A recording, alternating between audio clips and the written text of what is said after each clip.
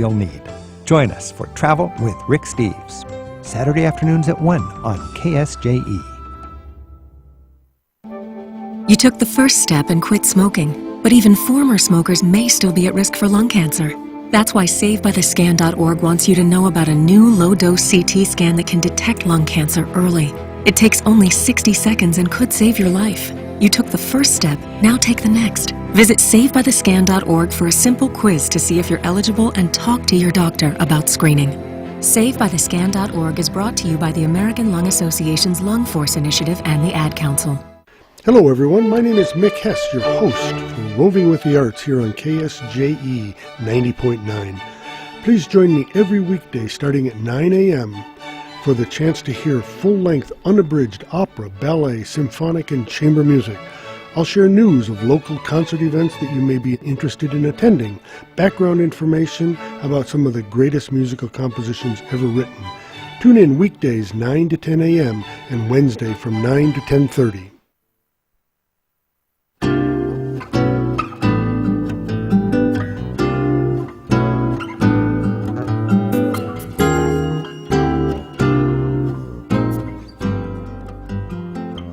Wednesday morning here on KSJE, and time to take our weekly trip to the Encouragement Lab. And there he is this morning, Dr. Mike Hattabaugh, joining us from the lab today. Good morning. Good morning, Scott. Thank you for being with us. And this week we're talking a little bit about, some maybe economics a little bit, but something that you posted on Facebook, and we're going to put it on the radio, because why not? Why not? Why not? So as you already said, send your cards and letters to me. But yes, please, everyone. So often, and that's a real important word. Often. Okay. Often, the only tool in a government's toolbox is a sledgehammer. Okay.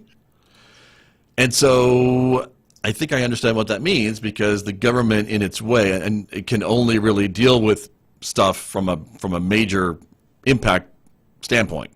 Does that make sense? Yeah, and so, as we all, regardless of your political persuasion or what problems you have in your daily life or what you perceive to be problems, is one of the reasons why I like that government should be the last resort in solving, societal issues, and why I think government should move really, really slow, is often once they do, especially at the federal level, is the only tool they have available is a sledgehammer. Right.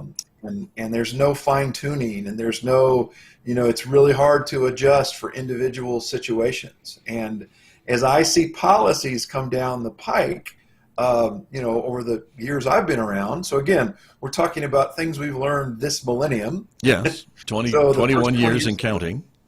Yeah, is that often when the government adjusts, it doesn't make fine-tune adjustments. It just hits it with a sledgehammer. It destroys whatever is there, or it, in an effort to build something new, instead of hammering in very neatly and nicely, it kind of hits things really hard. And that's just an axiom that I think people don't realize until it's too late. And they go, oh, I didn't think this would hurt me this way, or affect me this way. Right. And so that's just a truth that you have to realize. I don't think that, people that carry around a sledgehammer don't mean to bust things up all the time. That's what they do, and they try to hit a fine point, and it ends up busting everything around it. Interesting. I gotcha. And you're saying this is not every time, but often, that key word, right?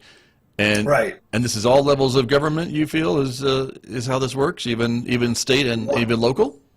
Well, I'm a believer that the smaller the government agency, that, all the way down to the local level, they have a much better grasp on what the local issues are. And that's an old saying, right? All politics are local. Right, right. But so let me give you an example, right?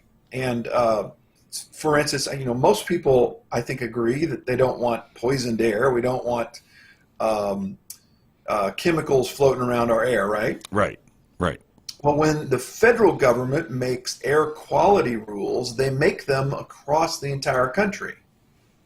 Yes.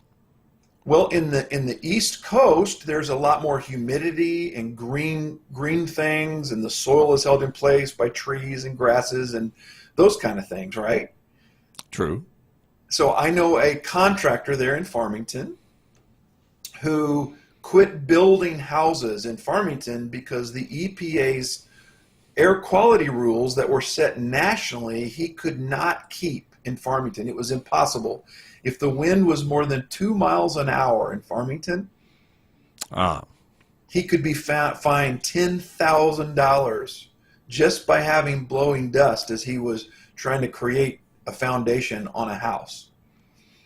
Gotcha. So that's an example. It's a sledgehammer, right? Because I live in Arizona where we get these dust storms all the time. They have nothing to do with any construction. But if you were trying to build and they decided to come check your air quality on your build site a day that the wind's blowing like that, guess what? You're in trouble.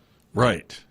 So that's an example of I hear you. One set of rules across all of the 50 states just doesn't work because where we live and the climates and different things like that apply where we're at.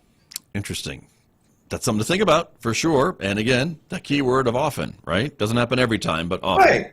And again, I think the intent of those rules are very good. I think that, contractors should be held accountable for how dirty they make the air. The problem is that, as often is the case, those rules end up hurting people because of a lot of the provisions, mainly in the Constitution, about we have to provide an even hand across the board, and the problem is that's almost impossible in some arenas as we apply it. So that's why I say that's why I want my government to move really slow, because there are consequences in it. And regardless, again, of your political persuasion, there are thousands of examples of this where in order to help one set of circumstances, another set ended up being hurt, and often there's no remedy for that going forward. Understood. Very true. And from both sides of the aisle, as you mentioned. So yeah, that's important to point out. Very good. Dr. Hattabaugh, thank you so much. Always appreciate it. We'll talk to you again next week. That is Dr. Mike Hattabaugh. He joins me every Wednesday from the Encouragement Lab right here on KSJE Farmington.